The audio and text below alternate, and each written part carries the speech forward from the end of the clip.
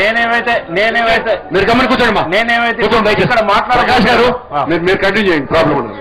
నేను దయచేసి వినండి. నేను మాట్లాడే మాటలు వ్యక్తిగతంగా నా అభిప్రాయాలు కాదు. నేను ప్రజల మనిషినండి. నేను ఎన్నడూ ఎమ్మెల్యే టికెట్ అప్లై చేయలేదు. నేను రాజకీయవాదిని కాను. రాజకీయాలను వ్యతిరేకించేవాడిని. నేనేమంటున్నా అంటే మా మనోభావాలను వినండి మీరు. ఎందుకు మేము ఈ అభిప్రాయానికి వచ్చాం విడిపోవాలనేది. అయితే ఆ ఒప్పందంలో షరతులన్నీ కూడా ఒక్కొక్కటి ఉల్లంఘించుకుంటూ పోతున్నందువల్ల ఇక లాభం లేదు. కలుసున్నట్టయితే ఈ ఒప్పందం ఎన్నిసార్లు హామీలు ఇచ్చినా కూడా వీళ్ళు ఏది అమలు జరపడం లేదు. ఆ ఒప్పందం షరతులు ఏంది, వనరులు మాకు ఏవైతే ఉల్లంఘనలు జరిగాయో ఒక్కొక్కటి నేను చెప్తాను. ముందుగా ఎస్ఆర్సీలో ఒక ప్రొవిజన్ ఉందండి. రాష్ట్రాల విభజన వల్ల కలపడం వల్ల కానీ లేకుంటే విడిపోవడం వల్ల కానీ ఎక్కడైనా ప్రాజెక్టులు మొదలైనవి ఉన్నట్టయితే వాటిని కంటిన్యూ చేయాలి అని ఉంది. అయితే మాకు జరిగిన మొట్టమొదటి అన్యాయం ఏంటంటే పెద్ద మనుషుల ఒప్పందం ప్రకారం ఫిబ్రవరి 28 రోజు ఒప్పందం జరిగింది. నవంబర్ 1 రోజు రాష్ట్రం ఏర్పడ్డది. దానిలో స్పష్టంగా ఉంది ఆ ఒప్పందం ఆధారంగానే రాష్ట్రం ఏర్పడ్డది. ఏర్పడ్డ తర్వాత మొట్టమొదటి ఉల్లంఘన, సరే పొలిటికల్ గా చూసినప్పుడు ఉప ముఖ్యమంత్రి మా ప్రాంతం వాడికి ఇవ్వలేదు. దాని గురించి నేను ఎక్కువ మాట్లాడాను.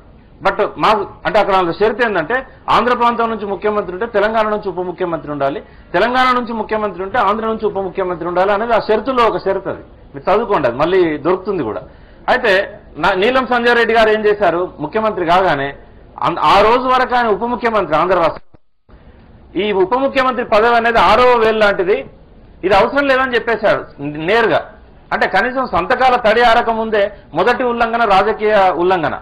అయితే మాకు దాని గురించి పెద్ద వరి లేదు. కానీ మా వరి అంత ఏంటంటే నిజాం కాలంలో 1928లో మీర్ అలీ యావర్ జంగ్ అనే ఒక ఇంజనీర్ తెలంగాణ కోసం కొన్ని ప్రాజెక్టులు రూపకల్పన చేశాడు. మీకు అర్ధర్ గార్డెన్ ఎట్లనో మాకు ఆయన అట్లా. ఆయన ఏం చేశాడంటే 60 లక్షల ఎకరాలకు సాగునీరు ఇచ్చే ప్రాజెక్టులు డిజైన్ చేశాడు.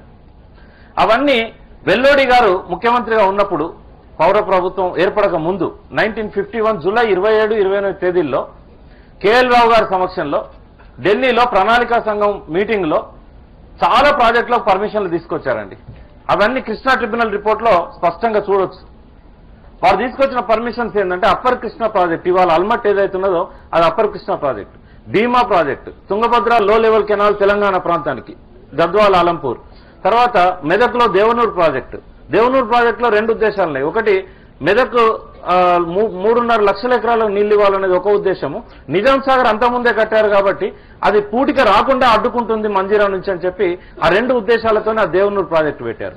తర్వాత గోదావరి బహుళార్థ సాధక ప్రాజెక్టు. ఈ ప్రాజెక్టులన్నిటి కింద దాంతోపాటు నందికొండ ప్రాజెక్టు, నాగార్జున సాగర్, ఒక్క నాగార్జున సాగర్ ప్రాజెక్టు మాత్రమే కంటిన్యూ చేశారు. అది కూడా అనేక వక్రీకరణలు. ఈ మొత్తం ప్రాజెక్టులు ఆపేశారండి. ఆనాడే కాదు ఈనాటి వరకు కూడా అవి వాటి ఊసు లేదు.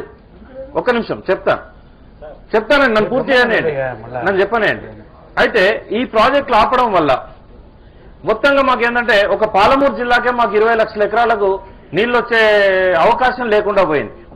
తర్వాత దేవనూరు ప్రాజెక్టు కట్టకపోవడం వల్ల మెదక్ నీళ్లు రాకపోగా నిజాం సాగర్ సిల్ట్తో నిండిపోయి నిజాం కట్టిన ప్రాజెక్ట్ కింద ఇవాళ 2,75,000 ఎకరాల్లో సాగు చేయాల్సింది ఒకప్పుడు సాగు చేశారు.